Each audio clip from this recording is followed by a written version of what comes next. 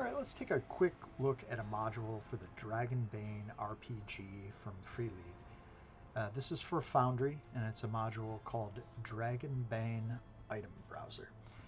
This is a module that adds some nice quality of life improvements to managing your inventory and the ability to purchase and sell items directly from your character sheet. Let's start by taking a quick look at the settings for the module. You can have this module automatically use your bartering skill anytime you purchase or sell an item. That's handled through a dialog window with some chat output. You can also override the core bartering skill with a non-core system if you want.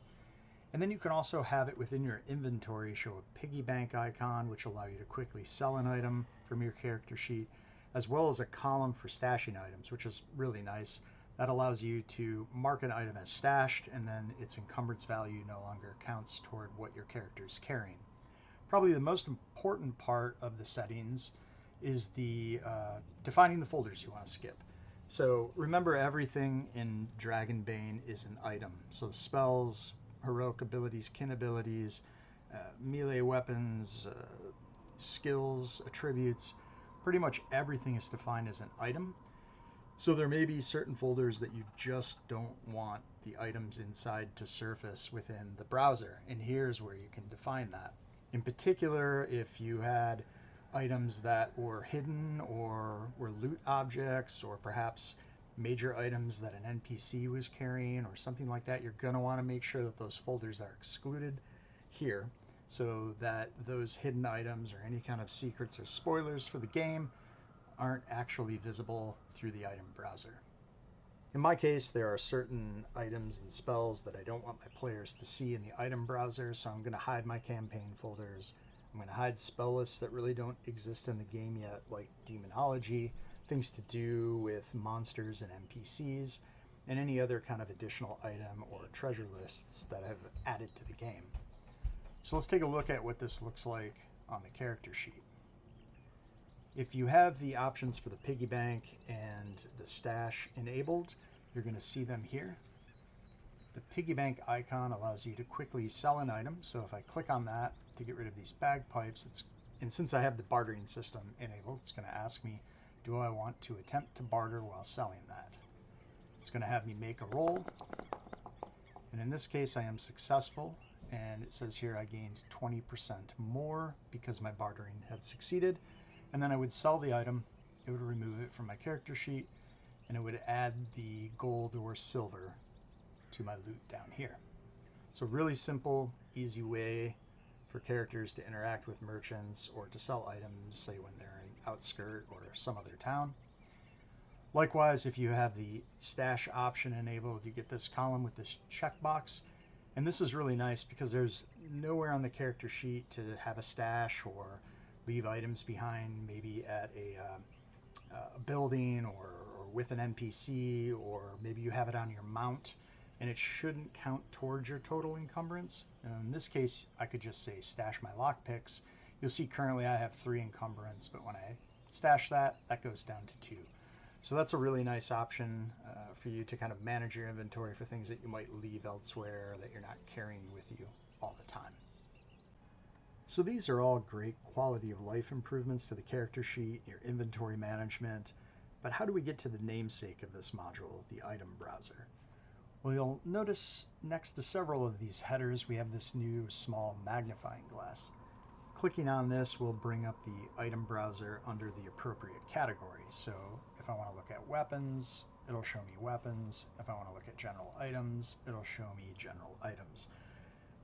Once you're in the browser, however, you can change the type to whatever you want. So if I started off under items, I can quickly switch into weapons, and if I purchase a weapon from here, it'll go to the appropriate section.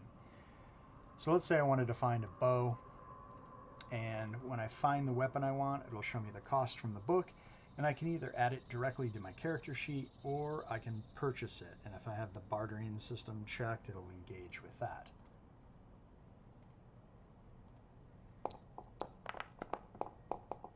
In this case, I did very well.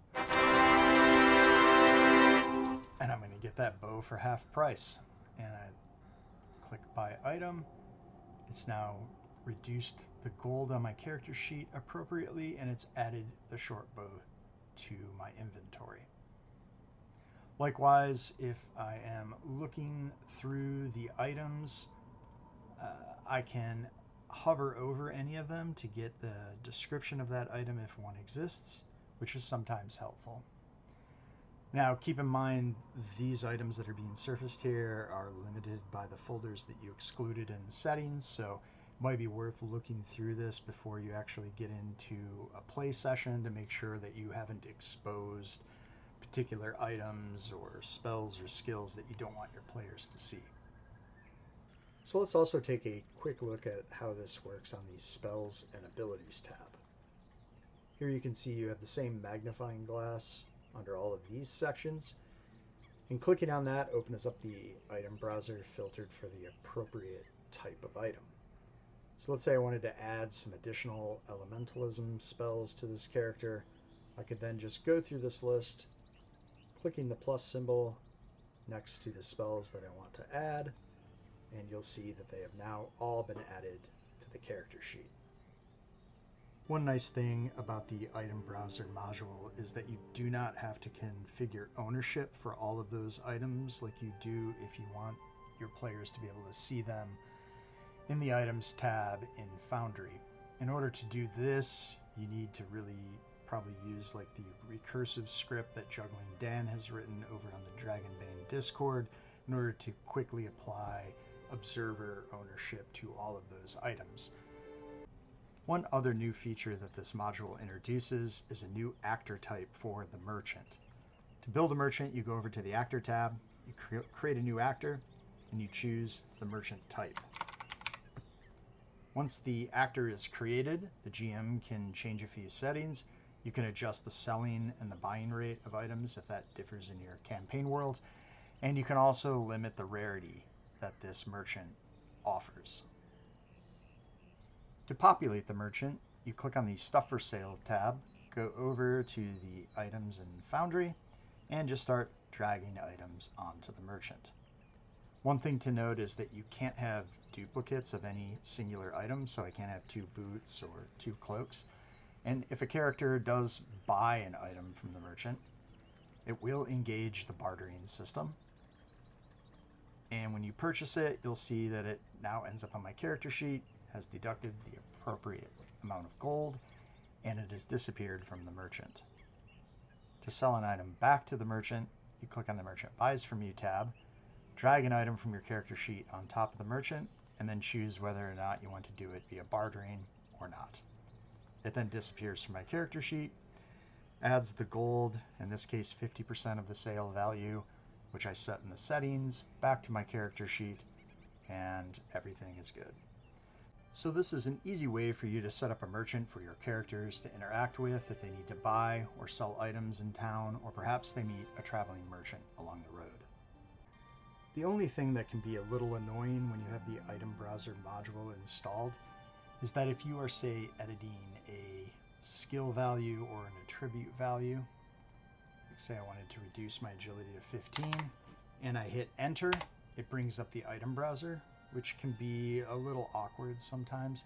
I mean, the way around that, of course, is to edit the attribute and hit tab, but you don't always remember to do that. Likewise, if I'm changing a skill value and I hit enter, it brings up the item browser. So that can be a little annoying if you aren't remembering to tab your way out of those fields and you accidentally hit enter. So that's basically how you use the Dragonbane item browser module. It adds a couple of really nice little quality of life improvements to your character sheet. It sort of automates the bartering process, and it makes it easy for your characters to see items and spells without having to go through a moderately complex ownership configuration process. This module was written by BartekB, and it's been kept up to date. It was updated within the last couple of months, and it should be functional in both versions 12 and 13. So if you're playing the Dragonbane RPG in Foundry, you might want to check it out.